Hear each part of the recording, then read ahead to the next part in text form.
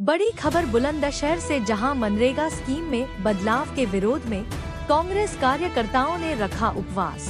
कांग्रेस की जिला इकाई ने महात्मा गांधी की प्रतिमा पर किया उपवास।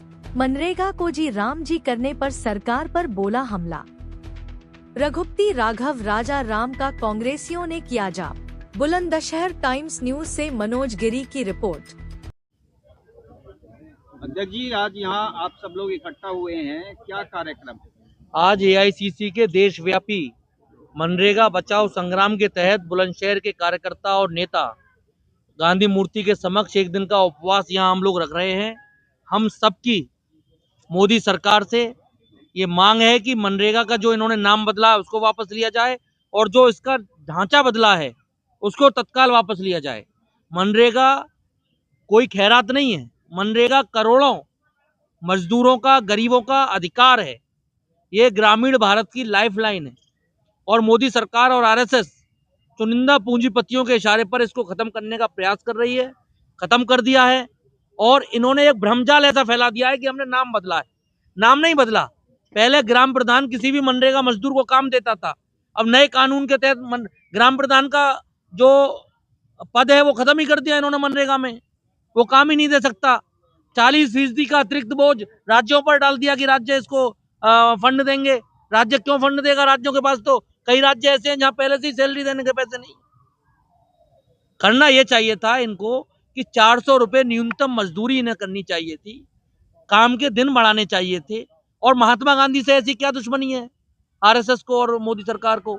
ये नाथूराम गोडसे के जो विचारधारा के लोग हैं। ये जब अगर कोई राष्ट्रीय स्तर का प्रोग्राम या अंतर्राष्ट्रीय स्तर का देश में होता है तो सारे देशों के राष्ट्राध्यक्ष सबसे पहले कहीं जाते हैं तो महात्मा गांधी जी की समाधि स्थल पर जाते हैं और उनको मत्था टेकने का काम करते हैं। और ये मोदी सरकार उन्हीं राष्ट्रपिता को अपमानित करने में लगातार काम कर रही है। नाम बदल दिया इन्होंने जी राम जी। भाई राम के पद चिन्हों पर तो चल लो, मजदूरों को तो खत्म मत करो, युवाओं को तो खत्म मत करो, गरीबों को तो खत्म मत करो। क्या अडानी और अंबानी ही जीवित रहेंगे इस देश के अंदर? ये सब हम लोगों की जो विरोध है ये ग्रामीण स्तर पर पहुंचेगा, ब्लॉक स्तर पर पहुंचेगा।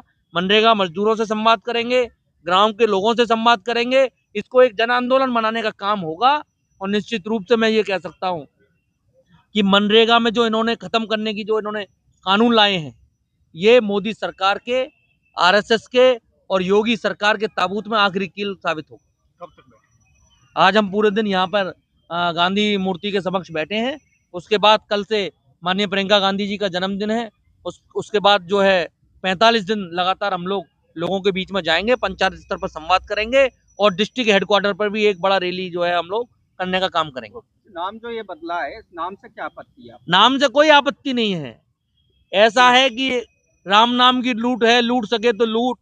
क्या राम जी का नाम रखने से क्या मनरेगा का जो संघीय ढांचा है क्या वो इन्होंने सही कर दिया? भाई मनरेगा में कौन लोग काम करते हैं?